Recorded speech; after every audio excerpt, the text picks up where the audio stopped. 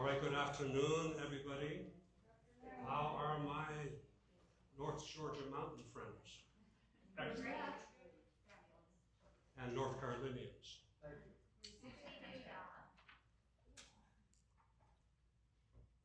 Somebody asked me to tell you like who I am. And I realized that at the beginning, a couple of weeks ago, because I have so many old friends here, I forgot that I've got new friends also in the room. So I'll just spend a couple of minutes telling you who I am and why I'm here. Bless you.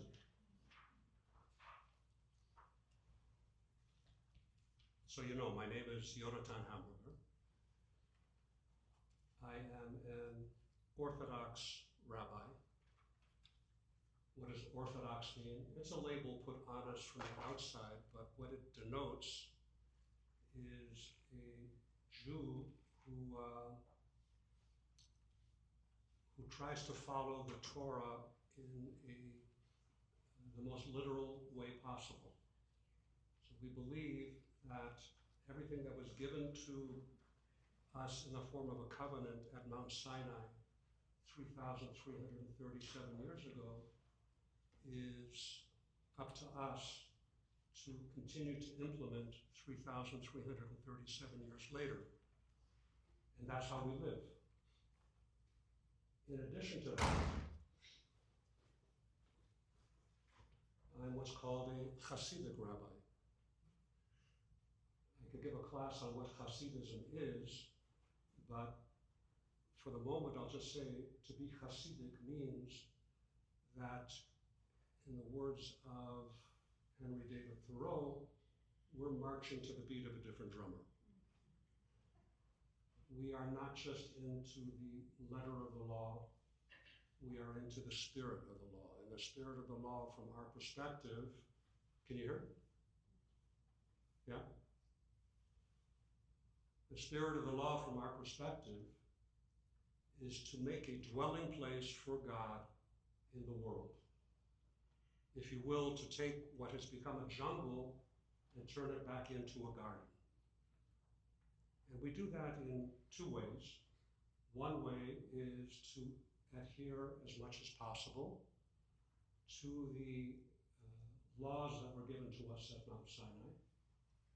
And the other way we do that is through acts of love and kindness to everybody, to all of humanity, and to animal life, and to plant life, and to inorganic life as well, to realize that everything is here for a holy purpose.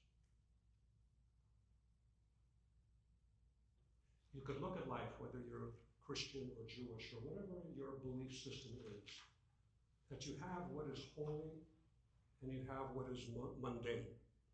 You have what is required, and then you have what is forbidden, and then in the middle you have this big range, perhaps the biggest area of all, of what is permitted in life. We see our job as taking the permitted portion of life, which is, let's say, 80% of life, and taking what's permitted and turning it into something holy. So that's kind of what's going on in our mind all the time. What does that mean on a practical level? It means that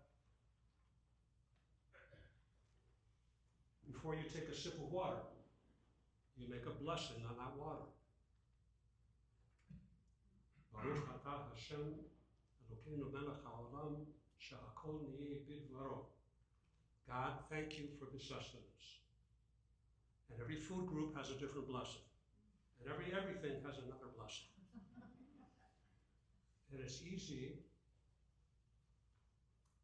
for this to turn into rote, but yet over the long haul, it's the practice itself that tends to make us more sensitive. So all in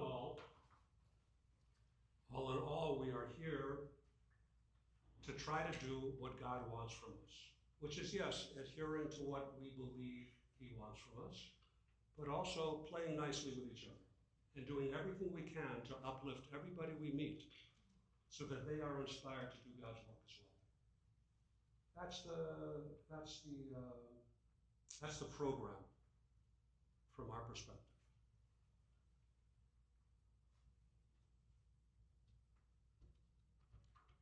As for me, I did not come from a religious background at all. I didn't even get involved with any of this stuff until my late 20s. So as a rabbi, I won't say I'm an anomaly because there are other rabbis who also don't come from a religious background, but it's not that common. So in my milieu, what makes me somewhat unusual is that I didn't grow up with this. I don't come from generations of this.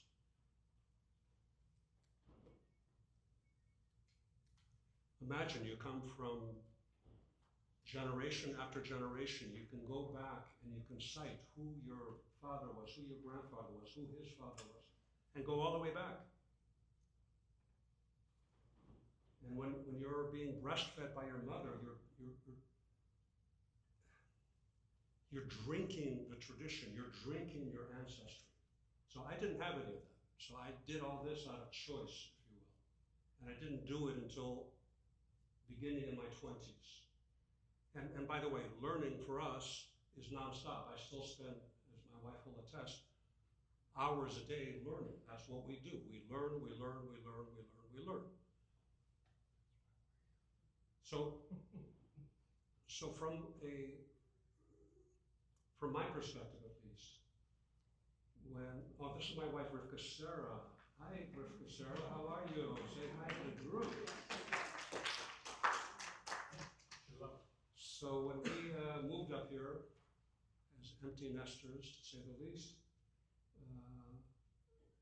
5.5 years ago to Sandy Springs, Georgia, my orientation was exclusively Jewish. I didn't know what Christianity was. I didn't know from Christians. Coming from Los Angeles, California, there's not like a strong movement of Christianity for the most part. So, as a believer that everything is by divine providence, I found myself in North Georgia, ostensibly on a different mission. And I had the good fortune of discovering ICL. And I was asked to give a class about 4 years ago at ICL. And that completely changed my world. Because I found among believing Christians, first of all, a love and an affinity for Israel and for the Jewish people that, quite frankly, sometimes I don't find amongst my more secular Jewish contemporaries.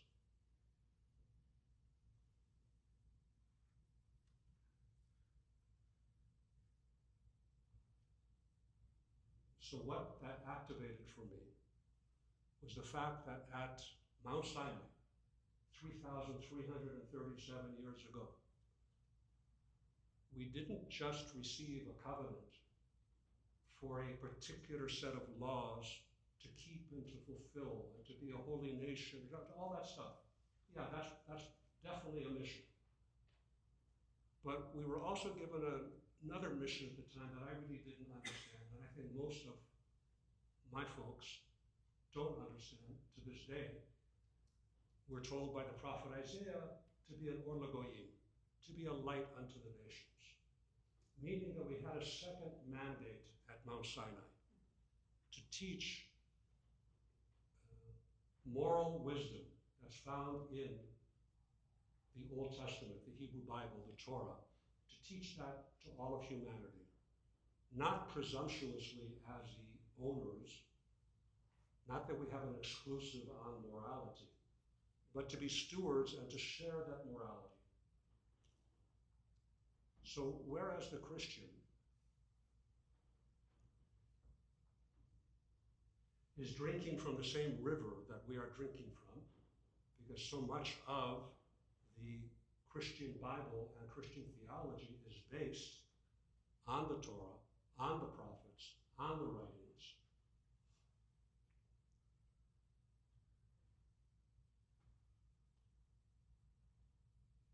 Whereas Christianity drinks from that river, there is a wellspring. And that wellspring, for whatever reason, Christianity has not had access to, either by design or by whatever the reason may be. So I found, starting when I started teaching here more than 4 years ago, when I started offering explanations, commentary, interpretation of things that are already familiar to the Christian, I literally saw minds blowing in the room. Because all of a sudden, a depth of understanding started clicking for people. Judaism is not here to convert. It's not part of our thing. In fact, we are prescribed not to convert. We're prescribed not only not to convert, but to discourage people from converting. When somebody comes and says, I want to be Jewish, we are obliged to turn them down 3 times. Parenthetically, that's based on the book of Ruth, when Ruth comes to Naomi, and Naomi discourages her 3 times. Go back to your people, go back to your people, go back to your people. Why does Judaism discourage conversion? After all, we're only a fraction of 1%. We're 0.7 of 1, less than 1% of the entire world population is Jewish. Wouldn't it make sense to have more Jews? Again, going back to our mandate of Mount Sinai, we believe that everyone, wherever they're standing, should remain exactly where they are and make sure that they're plugged into the morality that's within the Torah. Now, the Christian already is. You're not going to find a divergence of morality between the Jew and the Christian. It's because it all comes from the same source. Now, from a Christian perspective, there are things that the Christian believes and calls morality for the Christian that perhaps we don't believe. But from our perspective, the Christian is already doing everything they're supposed to be doing. So what's my purpose with a Christian? Well, twofold. First of all, to literally share the wellspring. Here I am, a rabbi. I'm not an interfaith rabbi. I'm not a messianic rabbi. I'm not a bridge-building rabbi. I'm a Torah-observant, Orthodox, Hasidic rabbi standing confidently within the Torah and just sharing what I have. That's it. Take it or leave it. And I assume that you're here because you want to take it. You don't have to agree with everything I'm saying. You don't have to believe everything I'm saying. I'm just saying what you're getting from me is the unadulterated, this is what the Torah is, this is what it means from our perspective. We have 3,000 years of tradition of understanding verses that you read the same verses and you may get something else from them. And you should hold on to whatever it is you're getting, but just consider the other interpretations that I'm offering. That's all. So that's who I am. That's what I have to say. Thank you. We are going to change up the format, and we are going to play Stump the Rabbi at the conclusion of the teaching. So that way we're under no time constraints, and if anybody has someplace they need to get to, or anybody's not in the mood to hear questions and answers, seriously, they're welcome to leave with no stigma. If this is not your cup of tea to hear the banter back and forth, please feel free to leave. But so we're going to start now with the class. So over the past 2 weeks, we've been building something together. In session 1, we asked, where does moral knowing come from?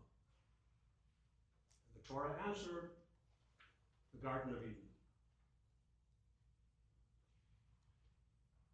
we use the Hebrew word da'at, which is translated in English as knowledge, which does not do justice to the word.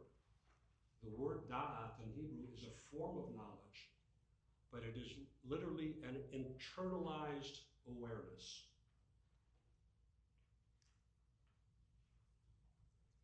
That internalized awareness was planted in us at creation, woven into who we are.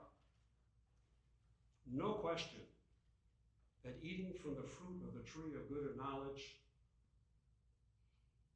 was not a good thing.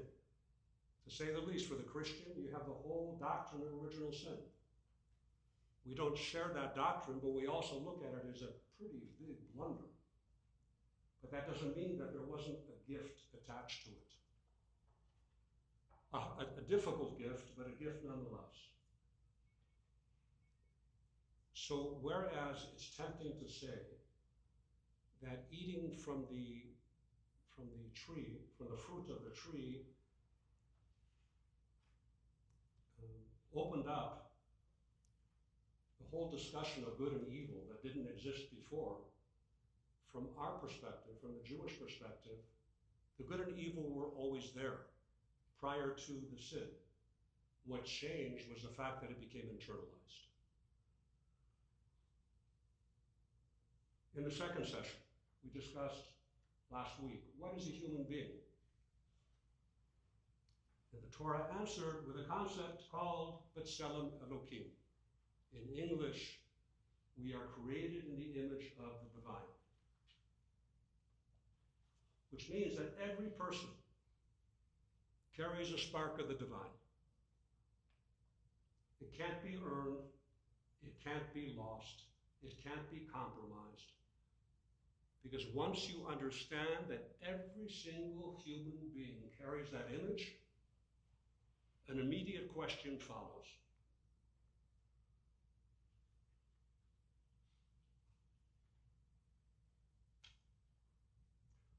What happens in the most intimate encounters between human beings? That's what we're dealing with today.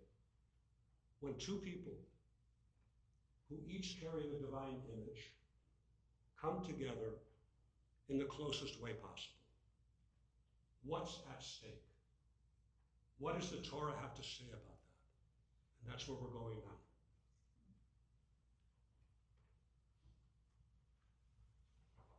We live in a world that speaks constantly about love and desire. It's the subject that our culture is most obsessed with. And yet, ironically, it's the subject our culture understands the least well. On one side, our culture treats intimacy as casual and consequence-free, as entertainment, as an appetite to be satisfied, rather than a fire to be tended. On the other side, it treats intimacy as shameful, something to be hidden, something to feel guilty about, something that the body does despite the soul. The Torah refuses both perspectives. The Torah's perspective is different. The body is not a problem to overcome. And it's not a toy to be used either. It's a vessel for holiness. Intimacy, at its best, is a sacred trust. Not merely a feeling, not merely a physical act, a trust. Something given, something that can be honored or violated.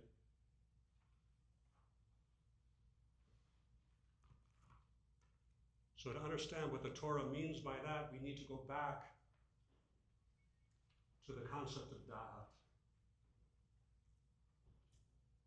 internalized wisdom.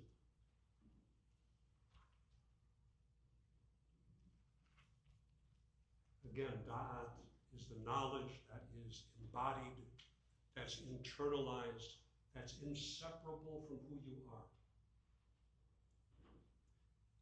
The word itself is used also at the beginning of Genesis when Adam and Eve come together in an intimate union. The English translation is Adam knew Eve. The word know could have been a lot of different words for knowledge. Again, the word used is da'at in the Hebrew.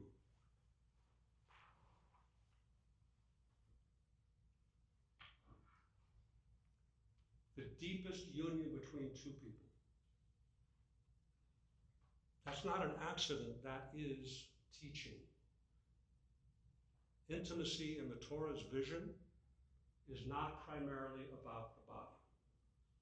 It's about da'at.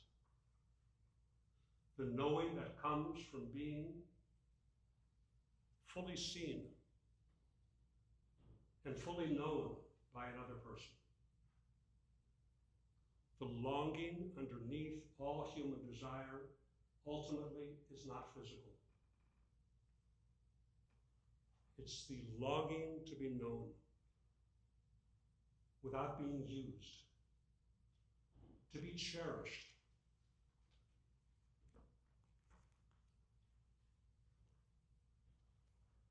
The Torah says that longing is sacred.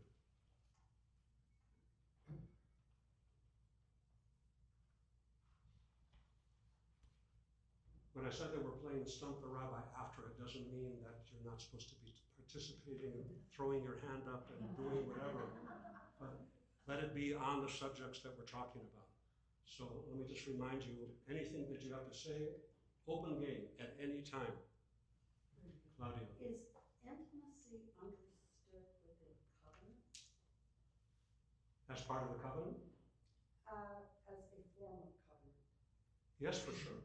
Yeah. I mean, what do we call marriage? We call marriage a holy covenant. Stephen. I was going to echo a very similar question, and it's an observation as much as it is a question. Marriage vows are sacred, and they have intense imagery such as cherished, and all that other stuff there. So I guess the question there is it viewed in the law that there are certain covenants and marriage vows that are truly covenantal in the relationship between I don't know why you're doing this.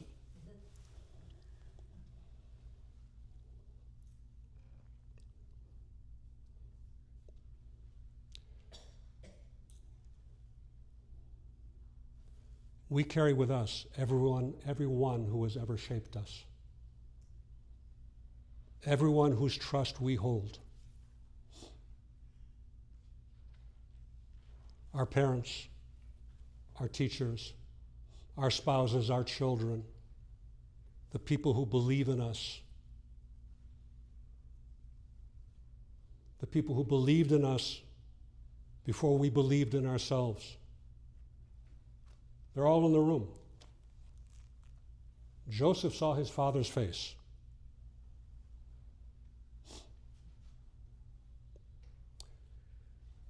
Questions, comments? It's unusual. Did he see his father's face or God's face? It's clear he saw his father's face.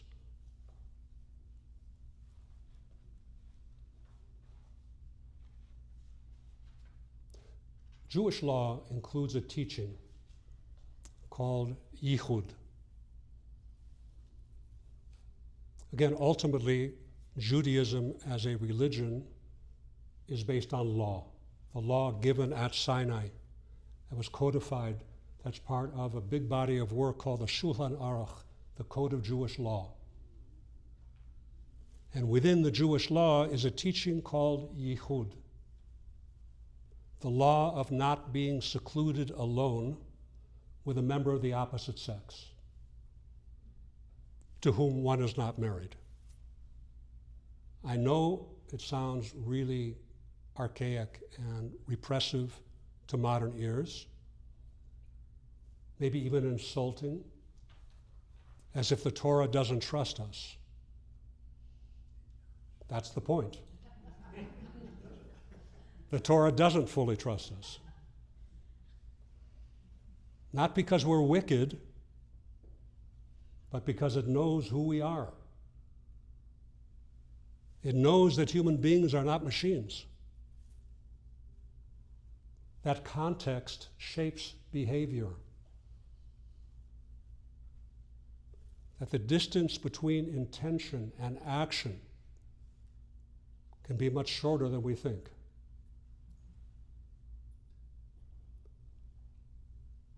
When we are alone, when the pressure is sustained, when no one is watching, Joseph was alone with Potiphar's wife, day after day. The Torah is not naive about what that means. Yichud, not secluding oneself.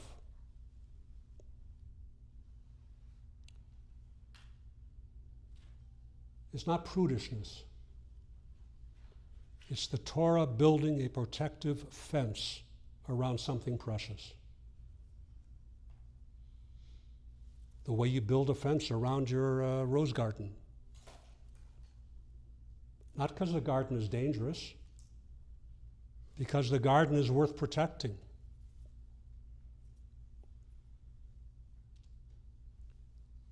Let me show you something that will surprise you.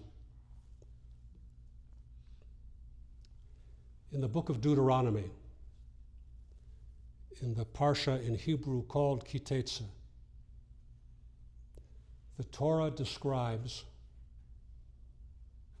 a soldier at war.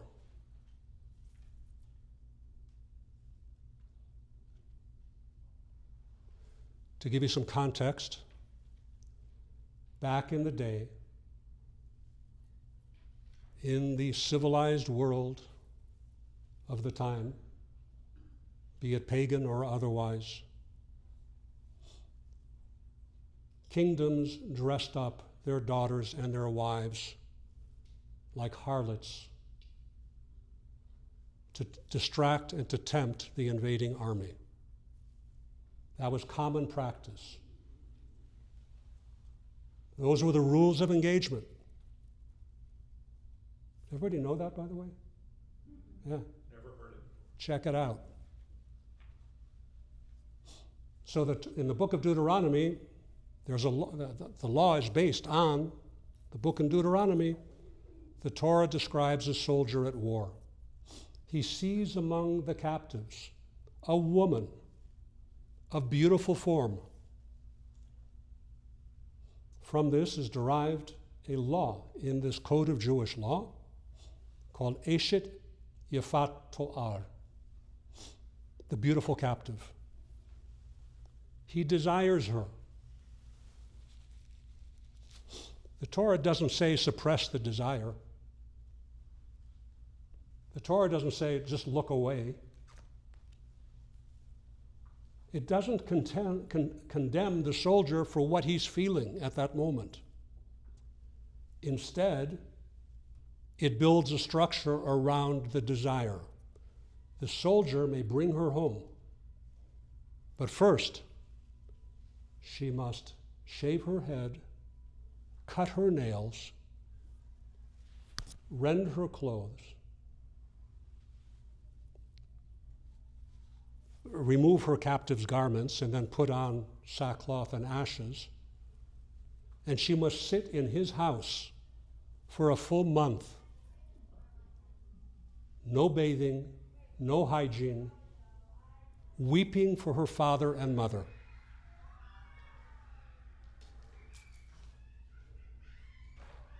don't shoot them.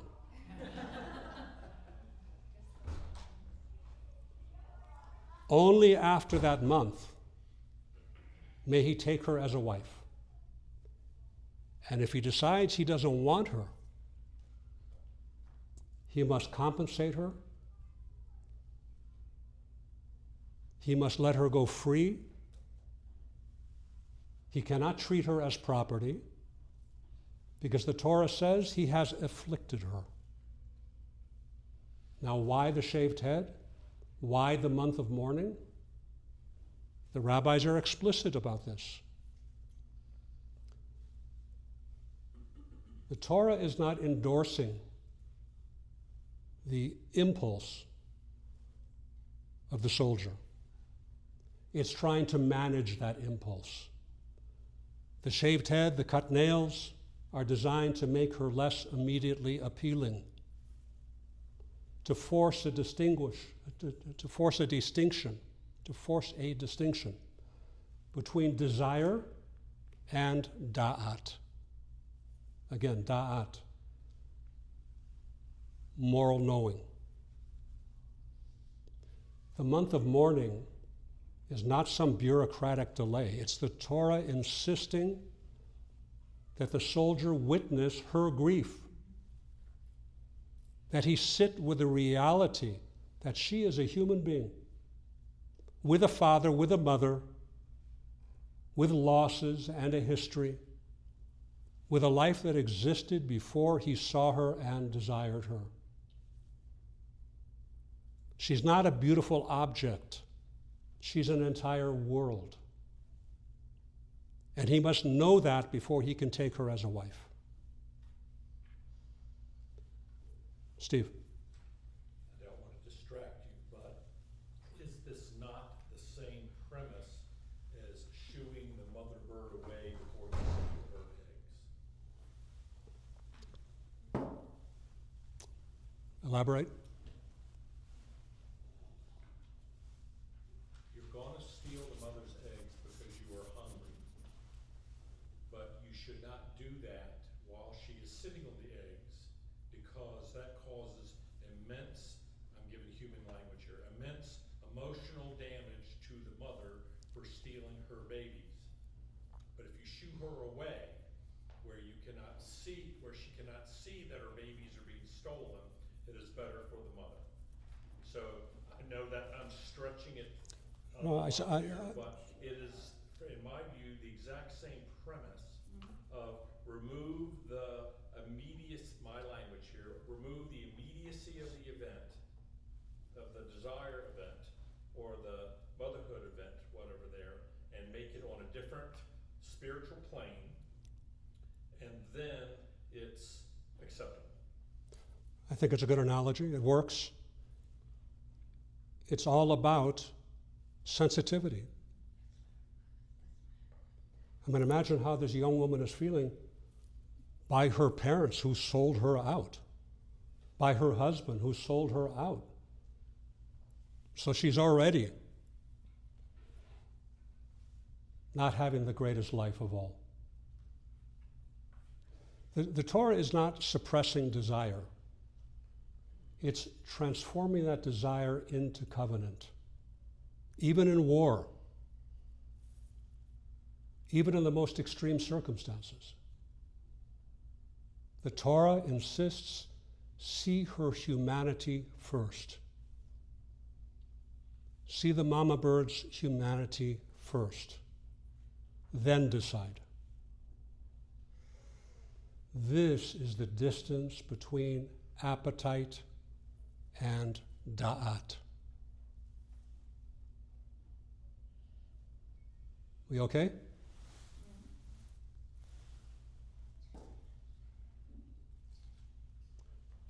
Mind blown, by the way. Sorry? Mind blown, by the way. Oh, I thought that was steam coming out of your ears. Okay, thanks. Now I want to show you what happens on the communal level when that boundary is not honored.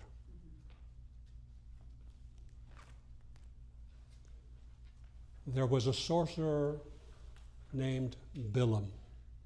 Is that how you say it in English? Bilam, Balak, the evil sorcerer, cursing the Jewish people. Come on, everybody. Balaam? Okay, everyone know who Balaam is? Balaam you don't know, but Balaam you know? Okay. He was an evil sorcerer. Not just an evil sorcerer. The Midrash tells us that Balaam was equal spiritually to Moses, but he was on the dark side, like Darth Vader and... Thank you, Luke Skywalker. The most powerful sorcerer in the non-Jewish world. He is hired by Balak. Yeah, Balak? Yeah. Balak. Bolak. Who is he? Close enough. Thank you, close enough. The king of Moab hires Balaam to curse the people of Israel because Moab and Midian realize it's probably game over and there's no stopping these people. They're going to destroy us. Ironically, the Jewish people were not interested in Moab and Midian. That wasn't part of the plan to destroy them. They were just marching into Eretz Canaan, the land of Canaan. Okay. He hires him. You know the story, right? The talking donkey? Dude, what's wrong with you guys? You don't know the story of Mr. Ed? I mean, Balaam's donkey. Balaam, thank you, Balaam's donkey. He finally consents to go to Balak, and he's escorted by a huge entourage on the back of his donkey, and his donkey all of a sudden freezes. And Balaam starts whipping him. And the donkey says, "Why are you whipping me? Haven't I always been a loyal donkey?" Because the donkey saw what Balaam couldn't see, that there was an angel with a sword that was about to lob his head off. And Balaam answers him, "I should kill you." Now, what I find really weird about the story is that Balaam never said, "Whoa, you're talking to me? You're a donkey." Okay. Anyway, that's the cast of characters we're dealing with here. He gets to his destination, and Balak, the king, one of the four kings of this empire, says, "Climb the mountain, look down on the Jewish people, and curse them." And every time Balaam tries to curse, blessings come out of his mouth. Sound familiar to everybody? Yeah? Ironically, some of these blessings are the most beautiful blessings ever bestowed upon the Jewish people by an enemy. Perhaps if it came from a friend, we would discount it and not believe it, but this came from an enemy. His curses turned into blessings.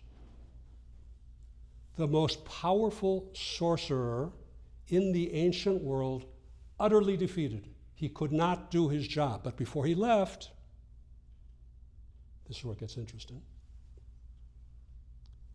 He gave Balak, the king, a piece of advice. The Midrash is explicit about what he said. He said, "I can't curse this nation. Their God is protecting them. As long as they remain faithful, there's nothing I can do. But there is a way to defeat them that no military force can accomplish. ...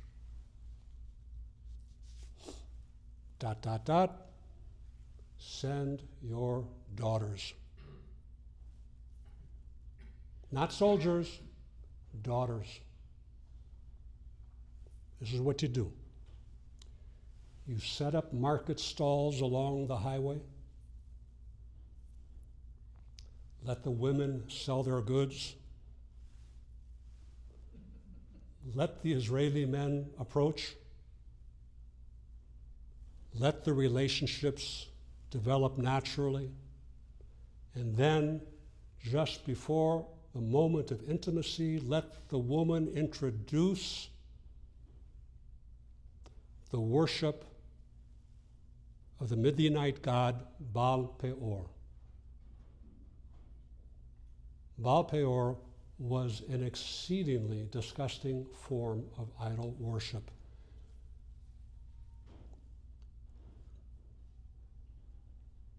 No choice but to be explicit. The way you worship the god of Peor is you turn away from him and you defecate in front of him. That is the worship of Baal Peor. That was the setup. Get right to that moment and then say, hold on, first you have to worship my God.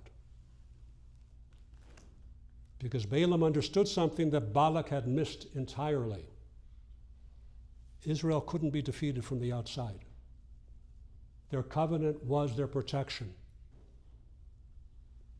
Their moral structure was their fortress. But that fortress had a little door.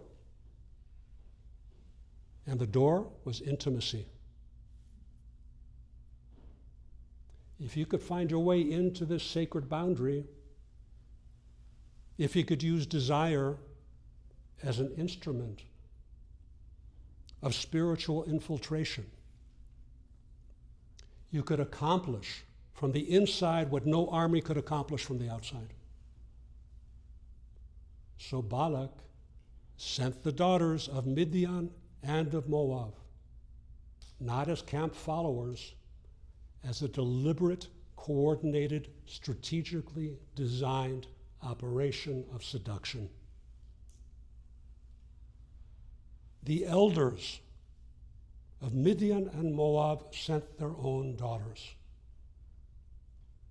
including Cosbi, the daughter of one of the chiefs of Midian, sent by her father. One of the kings sends his daughter Cosbi deliberately as the culmination of Balaam's strategy, and it worked. The Torah records right there in the 5 books 24,000 Jews died in the plague that followed. 24,000. Because the sacred boundary had been dissolved.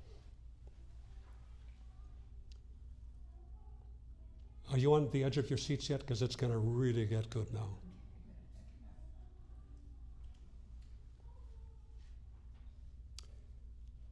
Into this dissolution walks Zimri.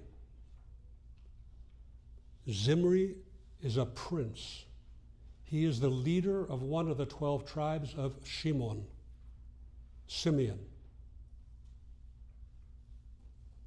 The real deal, the head of the whole tribe. A leader, a man of stature. Publicly, he takes Cosbi, the daughter of this Midianite king, openly, defiantly, walks her past the entrance of the tent of the meeting where the Holy Ark is, in front of Moses, in front of the entire congregation of Israel, while the plague is actively killing people around him, and leads her to his tent. This is not a private sin. This is a declaration that the sacred boundary means nothing. That the assault on Israel's holiness has succeeded at the highest level of leadership. Ready for this? A young priest named Pinchas, Phineas in English, takes action. I'm not going to pretend this is simple. What he's about to do is violent and shocking. The Torah acknowledges it. What does he do? He goes to Moses and says, there must be a law on the books. What do we do in this situation? We can't let this continue. Moses, the Torah records, has a lapse of memory. He doesn't remember the law. Pinchas, however, understands that a zealot, which we're very careful about zealots. Generally, there's no room for a zealot. In this case, zealotry is the answer. You must kill them. But by Jewish law, in order to kill somebody,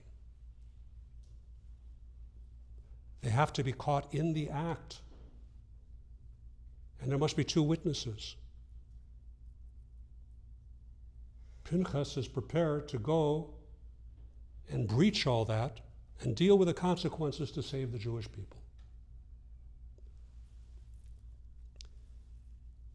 He walks into the tent, past the bodyguard.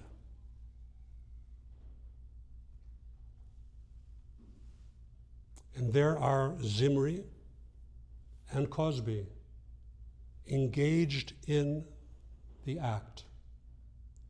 He takes his spear and he pierces them both, all the way through. Where does he pierce them? Directly through their genitalia. Sorry, everybody, but this is right there. You can read it yourself. Through hers, through his. Picks up the spear, he must have been very strong, leads it outside, and everybody can see that they were definitely caught in the act. As a consequence of this, we're in the book of Numbers, chapter 25, verse 8. The plague stopped. 24,000 dead, and then silence, because the sacred boundary had been restored. Don't try this at home, folks. That's all I'm saying. The Torah does not present Phinehas's act as a model of how individuals should respond to moral failure. What it does present is the severity of what is at stake.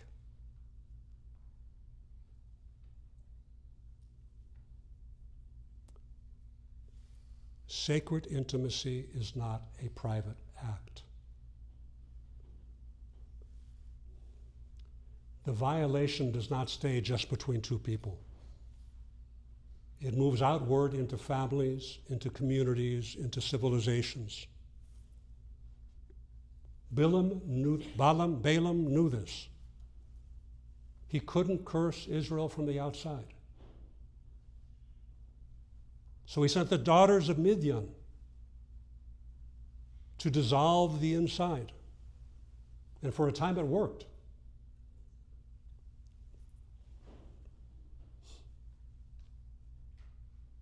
The most effective weapon against a people whose strength comes from their covenant with God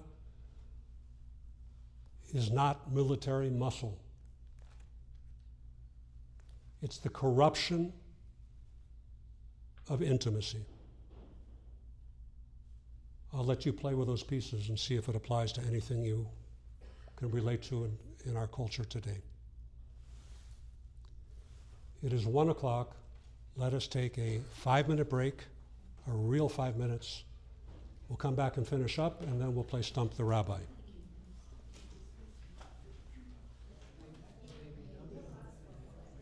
Are we doing okay? Anybody have anything to say about where we've been before we go to where we're going?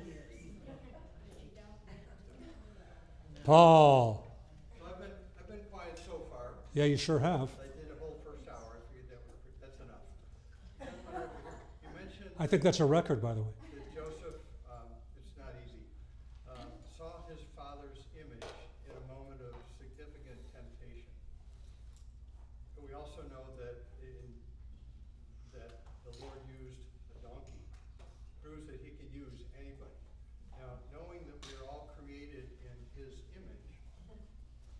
seeing Joseph's father's face is also seeing the Lord's image.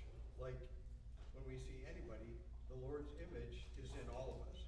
And in one of those moments, it's not necessarily just random, because in ancient Hebrew, I know there's no word for coincidence, that regardless of whose face we see, we can always discern who's behind it. That was Stephen's point, by the way. Yeah, Your point is well taken. All I'm telling you, I've heard that at those moments, one is not necessarily so lucid and coherent as to be able to put those pieces together. Thank you. So I think the image was kind of shock and awe. It did the job, but yeah, your point's well taken. Is the midrash that tells this story about Jacob's face in the window, aren't those creative writings? Like, they're not based on textual documents, or they're creative stories? Angela, I'm really happy that you brought that up. No, truly.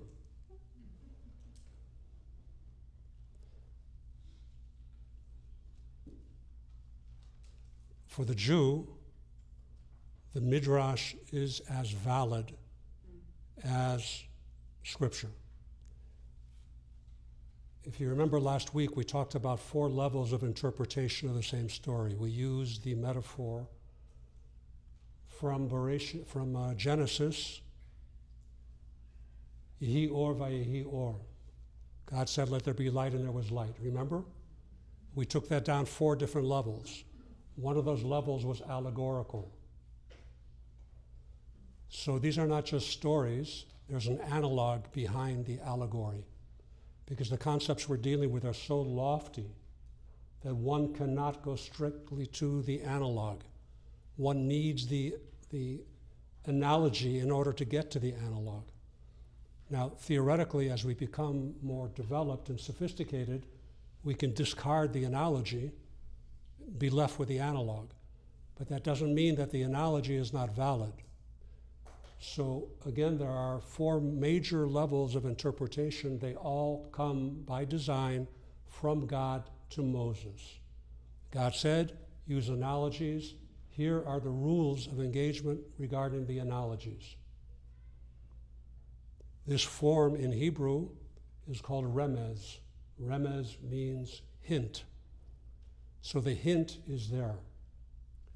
It doesn't mean that it's less biblical. It doesn't mean that it's less godly. It's just a different form of expression. And as I said, there are very strict rules that God gave Moses in terms of how to use these forms of interpretation. So if you're sitting here thinking, well, these are just stories, this is not the real deal, I'm going to challenge that and say, yes, these are interpretations.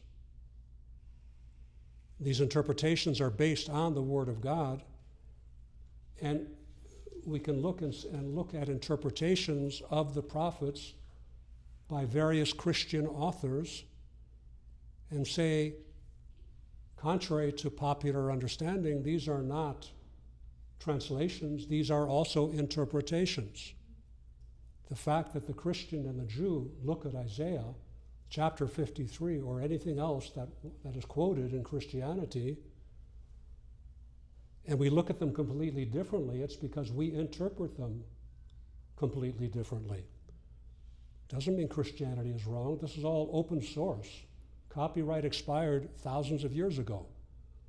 Whoever wants to interpret is welcome to interpret however they want to. I'm just telling you that the Jewish interpretation of the scriptural verses is disciplined with very, very strong guardrails. So we can't go far afield in terms of what does this really mean. I understand what you're saying, but if you are looking at Scripture, there is no window where Jacob's face appeared. Someone at some point wrote the Midrash that had Jacob's face appearing in a window. I understand your point. So let me just say that, first of all, there is an oral tradition that was given by God to Moses at Sinai. Along with the 5 books of Moses came an oral tradition that has been passed down uninterrupted, link after link in a chain, from then until now. And those stories are contained within that tradition. It's called the Oral Torah. So there were 2 Torahs given at Sinai. Torah Shebekatav, the written Torah, Torah Shebel Peh, the oral Torah. Both of those for the Jew are valid. Christianity did not ever accept the oral Torah until sometime after the Reformation, when a group of Dutch Hebraists got together and said, we want to find out what's in this oral tradition. By then, the oral tradition was written down. It was written down during the Second Temple era, right before the temple was destroyed, because we had to make a decision on the spot. If we don't write this down now, it may be lost forever. The event was as big as the Holocaust, the modern Holocaust in Europe was. So it was all written down. So the Hebraists of the Reformation era had to hire Jews to teach them Hebrew and then sit there and learn Talmud and learn Midrash with them. So it's only since the late 1500s, 1600s, that this oral tradition has been introduced into some of Christianity, and it's still not revered. It's looked at as stories. It's fine. Again, everybody's free to do and take whatever they want. As I said, I'm not here to change opinions. But yes, you're right. You're not going to see in the words themselves the word window. But there's another form of interpretation called sod. Sod means the mystical aspects. It means the gematria, the numerological aspects. What is the numerical equivalent of this letter? What is this word form in terms of numbers, and how does it relate to this number over here? Again, it sounds willy-nilly. This is all strict interpretation given to us at Sinai. So there may very well be in the letters leading up to the story of Yosef and Potiphar the fact that he looked into a window and saw his father's face. I don't know that, by the way. I'm just saying, theoretically it may be. Paul. In this week's Torah portion in Deuteronomy, Moses is recapping before everybody goes into the land of Canaan. And in Deuteronomy 5, and this is, I'm asking if this potentially is a tie to that oral Torah. This is the Lord talking to Moses.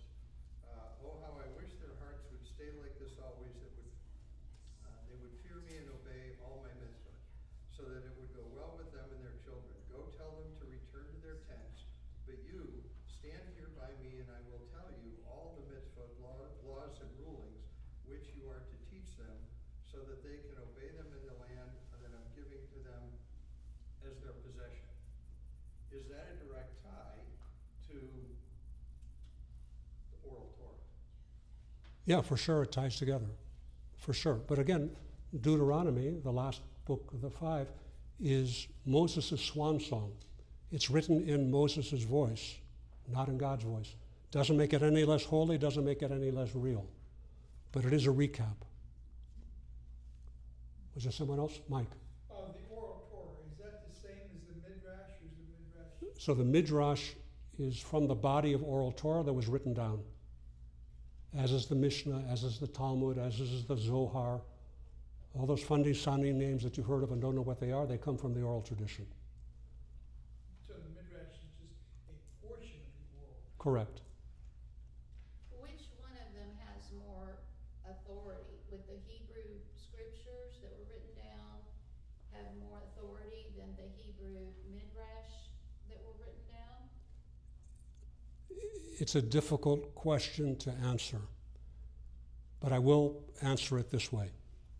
If on this table is a Chumash, the 5 books of Moses, the first 5 books of the Bible, the Torah, whatever you call it, the Old Testament, and next to it is a book of Talmud, and next to it is a book of Midrash, and next to it is a book of Psalms of King David. and you want to stack the books up. The 5 books goes on top, Psalms goes second, Midrash goes third, and the Talmud goes fourth. So maybe that's an indirect way of answering your question in terms of hierarchy. But again, for us, this is all the Word of God. Kathy? I hear all this concern about what's official and what's not. My concern in this class is to take these readings, these laws, and apply them to my life now. I wrote an essay several years ago when an elderly woman that I was visiting regularly at a care center, she had ALS, and she had a roommate that was 102 years old. And I was visiting her, and the aides came in to take care of the roommate, to put her to bed. And it's an intimate situation, because the woman really was not capable of taking care of herself at all. And they had a conversation, and they left. And I looked at my friend, and she was crying. Tears were just coming down her face. And I said, "What's wrong?" And she said, "They never once said her name. They never once spoke to her." And I thought, oh my gosh. They were tending to God and did not acknowledge her. And from that came an essay that ended with, that talked about looking at faces. And it ended with, "And when I look at your face, my friend, I see the face of God." Oh, divine providence. And that's what I'm taking in this. Thank you. It doesn't matter whether he saw his father or a donkey. He Okay. looked at it and he saw the face of God. Beautiful. Let's develop this when we finish, because there's plenty of room for these kinds of discussions. Thank you for sharing that. I want to stay on the topic. Anything else on the topic I of? have a comment on the topic. There are 2 books that have been out, Misreading Scripture with Western Eyes and Misreading Scripture with Individualist. And with what? Individualist eyes. And I'm wondering if Western culture and its emphasis on individualism isn't making a lot of this unabsorbable in terms of intimacy and its social implications. It's all about me, me, me. It is all about me, me, me. That's right. Oh. You, not me. You. I hear what you're saying, and yes, I mean there's a danger within this culture that we live, and the biggest danger is probably hedonism, and it's what we have to contend with. But I also come back to The biggest danger, I'm sorry, the biggest danger is hedonism. Hedonism. Hedon. Somebody spell hedonism. Hedon something, whatever, okay. Pleasure, personal pleasure, Yeah. all about me and my pleasure. Yeah, exactly. But you can't use big words. So again, going back to my mission that I started with, my mission, we're all drinking from the same river. Christians, Jews, deists, Buddhists, Muslims, we're all drinking from the same river. We've all been, when I say Buddhist, you're saying, wait a second, they don't read the Bible. I want to point out to you, here I am violating my own rule, by the way. Towards the end of Abraham's life, after Sarah dies, he remarries Hagar. Her name is changed to Keturah. If you look in Scripture, it says Keturah. That was actually Hagar, who was the daughter of the Pharaoh. And it says they had 6 children together. And it says he gave them all gifts and sent them to the east. So even within Hinduism, Shintoism, Buddhism, you see elements of Torah. I don't know why I brought that up. I'm going to go back to where we were holding, because this is really, you think you've been somewhere? Hold on. Let me bring you back to Joseph. Here's something that most people will never find in the story. Jewish tradition teaches something extraordinary about Potiphar's wife. She had a genuine prophetic vision. She had seen in the flash of divine insight that Joseph was destined to be connected to her family. That children would come from Joseph who would be hers. She wasn't wrong. She was misreading the vision, but she wasn't wrong. Because Joseph obviously was not destined for her. He was destined for... You're not going to say her daughter. her daughter. That's two completely different Potiphars. Two completely different. Go on. You got Potiphar and Potiphar's wife, captain of the guard, in whatever the name of Avaris or wherever Joseph and them lived. And then you've got Potipharah, who's the sun god priest in another city, Heliopolis. I think the Bible calls it On. Two completely different. Okay, so Angela says that what I'm saying are two completely different stories.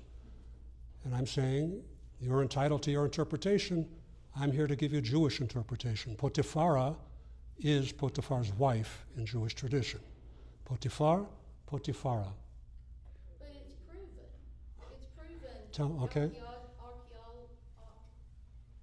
History proves there are two completely separate Potiphar and Potipharah. It's not my interpretation of it. Well, it's someone's interpretation. Well, no, there are actual documents, tablets, records, etc. Okay. You don't believe that those things exist? Maybe they exist.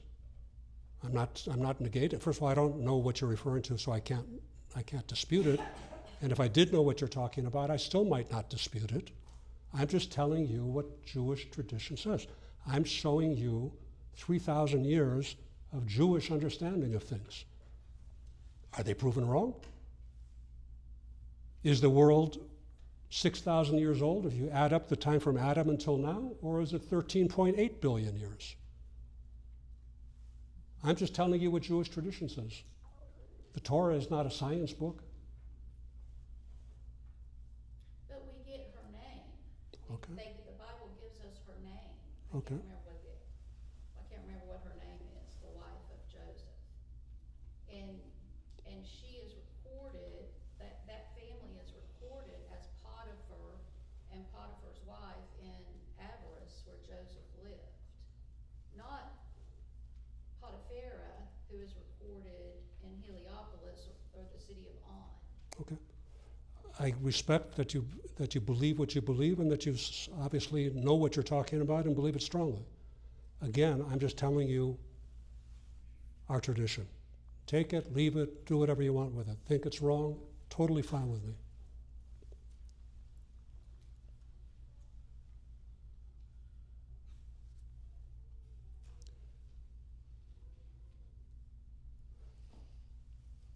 Joseph was destined for Potipharah's daughter, whose name was Osnat. It's not a pretty sounding name in English. It's a beautiful name in Hebrew. Joseph will eventually marry Osnat. Osnat will become the mother of their two children, Ephraim and Manasseh. How are those names in English, Ephraim and Manasseh? Perez and Who? something else. Perez, P-E-R-E-Z? P-E-R-E-Z, and his brother, I can't remember. Perez is the one that mattered. Oh, you're talking about Peretz? Peretz, who's the in line of Jesse and David? Yeah, he's in the line. Okay, that's so interesting because this is a whole other branch that we're talking about from a Jewish perspective. So it's, okay, duly noted. Joseph marries Osnath. They have 2 children, Ephraim and Manasseh, whoever those are in English. Ephraim and Manasseh are 2 of the 12 tribes of Israel. These are the 2 tribes that we bless our children, our sons with every Friday night to this very day. We say, may God make you like Ephraim and Manasseh. So we hold our hands on our kids' head and we say that every Friday night. These are the sons of Joseph and the sons of Osnath, the daughter of Potiphar's wife, Potipharah. No, wait, you're talking about Manasseh. Is it Manasseh? Manasseh, yeah, okay, that sounds like it fits. Ephraim? Ephraim, yeah, Ephraim and Manasseh. Ephraim and Manasseh. That's what I meant. Okay. Perez is Judah's. From Judah and Tamar. Tamar.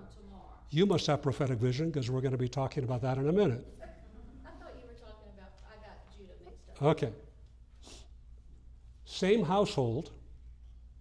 The prophetic vision was real, but she was looking at the wrong generation. Here's the teaching. Divine purpose runs beneath the surface of every human encounter. Who would have thunk? Even the most morally charged encounters. The temptation that Joseph resisted was not only a test of his character,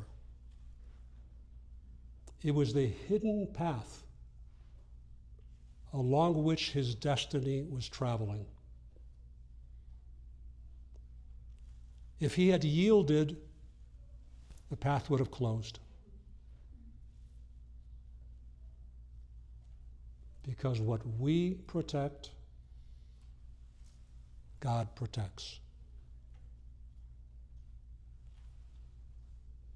Now let me tell you something about Osnath, Joseph's wife, who most people don't know, and that is where she came from. Ready for this? What were those soap opera names? As the World Turns and all that? It's kind of what this sounds like, huh?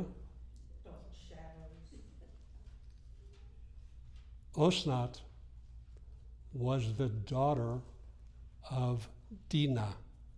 Who was Dinah? For bonus points. Judah's, and it was their sister, wasn't it? Was it Whose sister? Dinah or Dina was the sister that was, Right. Dinah was Joseph. Okay, very good, Angela. Dinah is Joseph's sister. Dinah is Jacob's daughter. Dinah came about, Dinah, after Jacob and his family are on their way back to Israel after escaping from the evil Laban and having the confrontation with the brother Esau. Stop in Shechem. Shechem is in Israel. Shechem is known as Nablus today on the map. Shechem, who was the king of Shechem, had a son. The son saw Dinah, grabbed her, and raped her. Dinah and the son of Shechem produce a child named Osnath. Osnath is sent away. Osnath is the adopted child of Potiphar and Potipharah. Why did they adopt a child? Okay, you asked. Because it wasn't just Potipharah that was trying to have her way with Joseph. You guessed it. Potiphar also was trying to have his way with Joseph. So Yeah. he was gay? Potiphar was gay. I'm not saying he was gay, I'm just saying that he was maybe a lot of things. And so he As a had result, children with his wife. exactly, as a result, Potiphar became impotent. As the world turns. Thank you.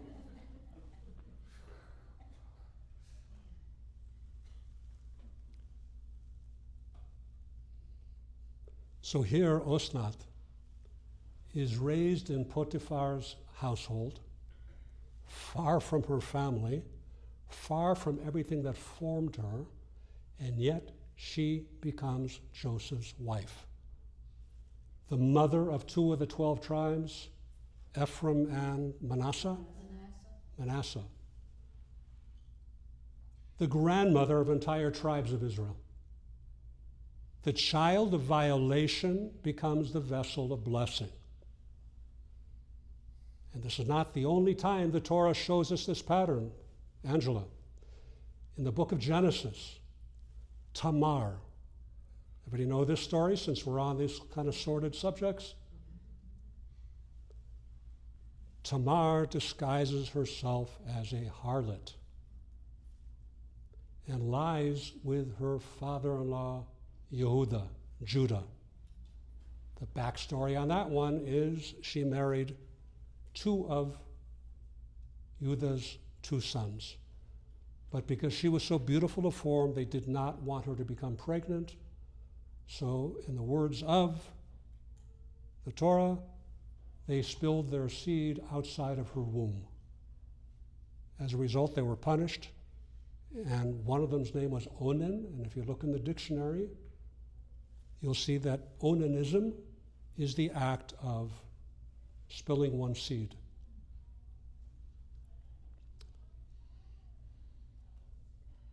From the union of the father-in-law and the daughter-in-law dressing up like a harlot to seduce the father-in-law, from that union, thanks to Judah not putting her to death, he doesn't put her to death because he realizes he was busted. He was caught red-handed.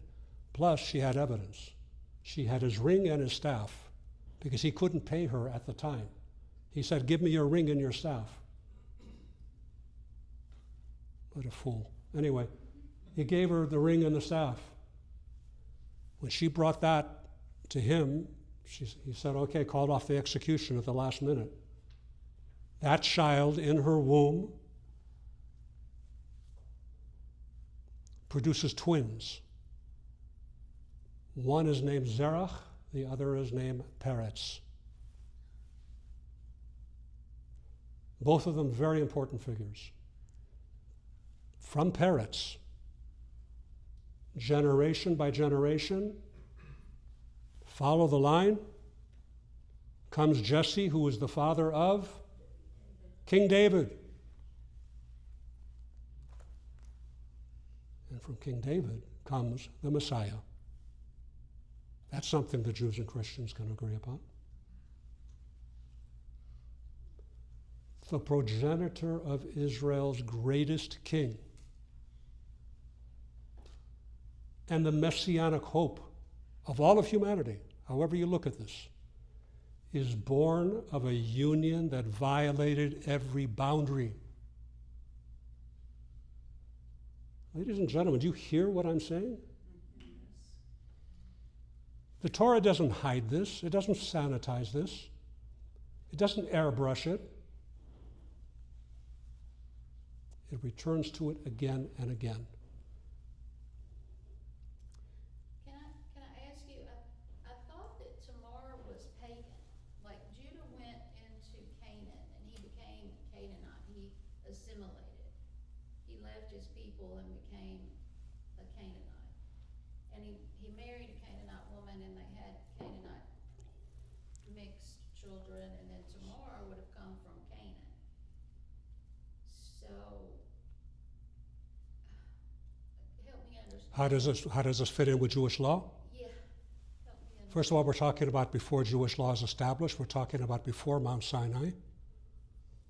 Second of all, let's just leave it at that. Okay? Otherwise, we're going to go on and on. I really want to get through this material. The profane turn towards holiness becomes a vessel through which the most sacred purposes travel. And what this means for every one of us, something I want to say very directly, our past, your past, my past, does not disqualify us. Some of us have complicated histories. Some of us have choices we regret, relationships that went wrong, moments we're not proud of. None of that closes the path. None of it.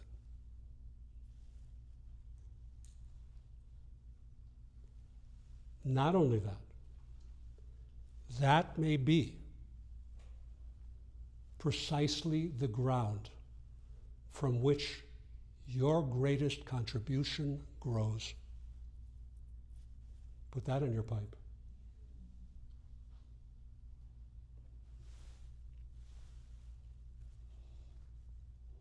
I've shared the story before, but it bears repeating. A young man came to the Rebbe, the Lubavitcher Rebbe, Menachem Mendel Schneerson, my Rebbe, my rabbi. This young man was struggling with something deep and private. He was a young man, fully religious and gay.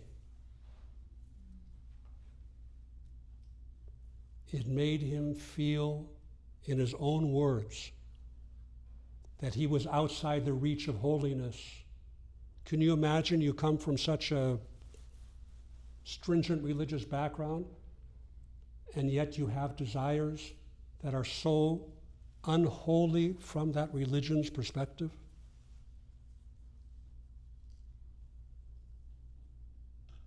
He believed that the Torah's ideals were meant for other people. They couldn't possibly be meant for him. That the distance between where he was and where the Torah pointed was simply too great, couldn't be bridged. Can you imagine a young man like that? The Rebbe listened to him,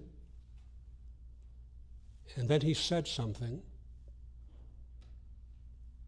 that I think applies to all of us, each one of us. Rebbe said, do not measure yourself only by what you cannot do, only by what you cannot. Do not measure yourself not by what you can do right now. Take hold of whatever good you do. Take the next step of integrity, the next step of kindness, the next mitzvah, the next commandment, the next act of holiness, and never say you're not doing it. Say you're not doing it yet. You never know what tomorrow may bring.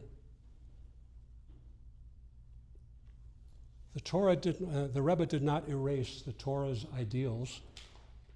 He didn't pretend that there wasn't a distance between where this young man was holding and where Judaism is. He did something else. He insisted that the door is not closed. No one is ever written off, period. Even one small step towards holiness matters. Wherever you are right now, the next step is always available.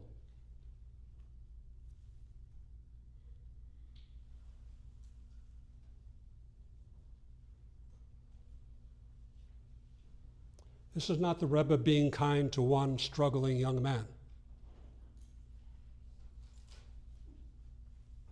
But he resolved a deep conflict for this young man. To my knowledge, this young man is not so young anymore, and He's still living a gay lifestyle, and yet he's doing it without conflict.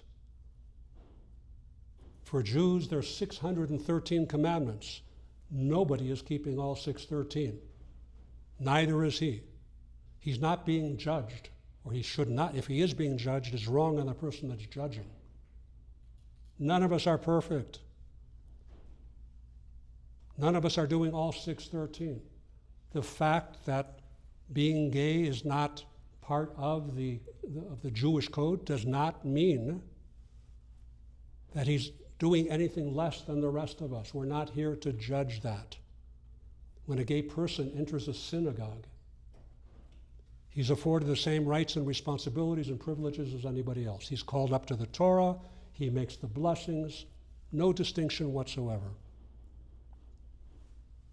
I have a question for you. After listening to all of that, I worked in Brooklyn in a Hasidic neighborhood called Borough Park. Some things went on there, and I actually caught a Hasidic man picking up a prostitute. There were stories that they got me out of the precinct very quickly because I questioned too much. Yeah. So where they thought I would be an asset, I wasn't. To explain that, I'm a retired detective with the NYPD. I worked in Borough Park, Brooklyn. That's why I told her not to shoot anybody outside. It's a prominent Hasidic community. And like any other place, men, you have good men and you have bad men. Or you have men that just like a lot of women. And that's what happened there. Not everybody is good. We all know stories about priests, about rabbis. It's all people that are religious. And I once caught a very Orthodox Jewish man in the car with a prostitute with a baby seat in the back, which killed me. You know, it didn't matter if he was Jewish or what he was. The baby seat in the back while you're picking up a prostitute and bringing home all these diseases for your wife.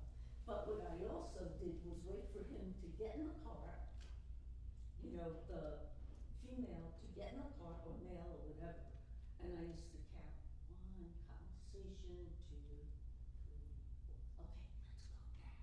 Get him in the act, you know, to disturb him or to catch him, try to embarrass him, like not to do it again. Unfortunately, we weren't allowed to arrest the Johns. We had to arrest the women. And I think we should have arrested both, but that's just me. Unfortunately, it happens. Okay. Thank you for that. That's why. Bottom line, no one is ever written off. Even one small step to holiness matters. Wherever we are right now, the next step is always available. This was not the story of the Rebbe being kind to a young man. This is the Torah's consistent testimony across generations. Osnat, Peretz, King David. The path towards holiness runs through human beings exactly as we are. You don't have to have a perfect story to honor the sacredness of love. You only have to be willing to let your next choice move a little closer to truth. Which brings us to a story that I just recently became familiar with, that you probably know already. It's a love story involving C.S. Lewis. Great Christian writer and thinker. I didn't know how great he was until I started doing research. The Narnia Chronicles.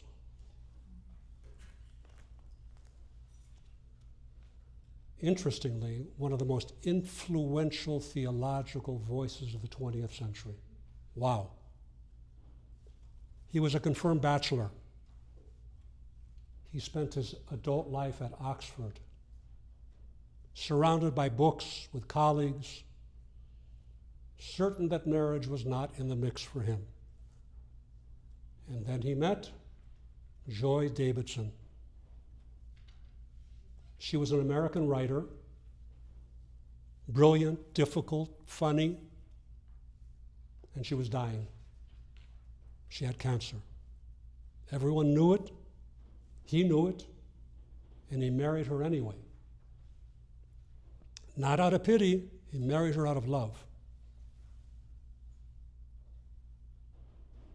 He chose to enter fully into the covenant of marriage with her, to be fully present, fully faithful for whatever time remained. They ended up having 4 years together. When she died, Lewis was devastated. He wrote a book about it afterwards, which I haven't read yet, called A Grief Observed. Is this familiar to everybody? Yeah. It opens with a line that blew me away. No one ever told me that grief feels so much like fear. It's one of the most honest accounts of love and loss ever written, according to the synopsis that I read. What he discovered, what the 4 years with Joy Davidson gave to him, was that love at its deepest is not a feeling, it's a choice.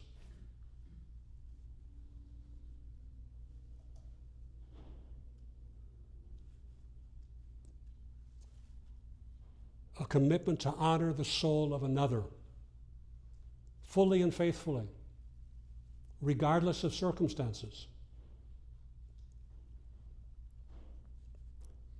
He didn't love his wife because she was healthy or young or convenient.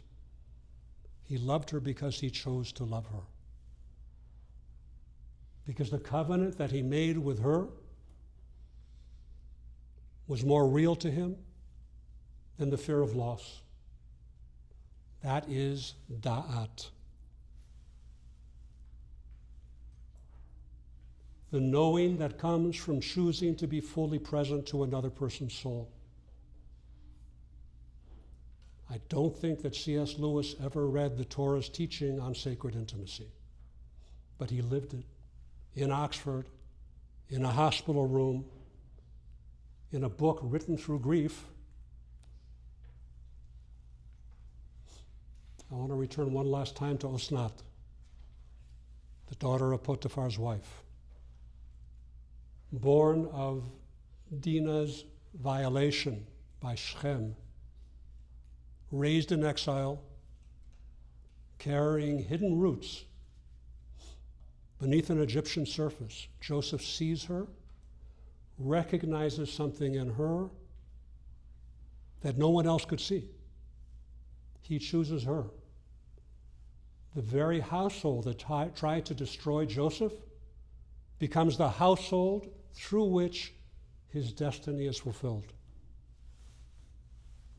Ephraim and Manasseh, 2 tribes of Israel, 2 of the names we bless our children with every Friday night.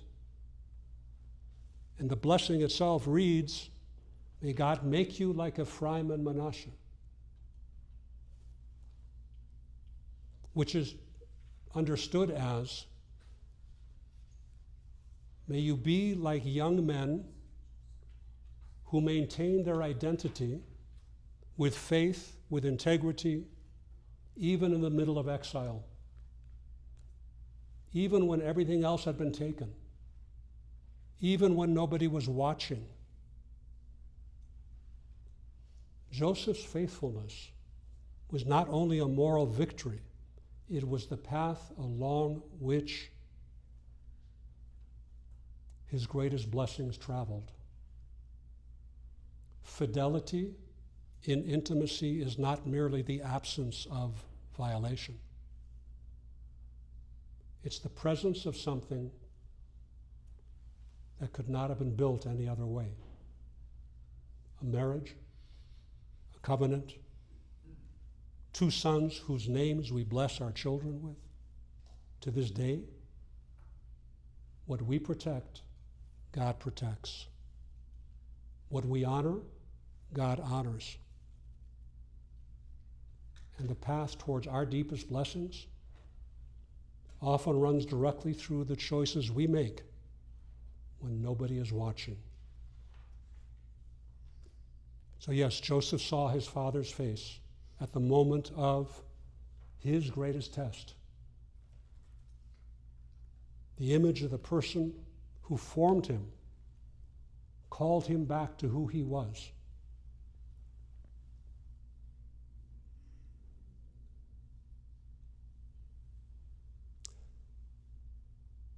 Next week, we go into a story about what happens in the unseen moments, the moments when no one is watching and character is quickly made or unmade.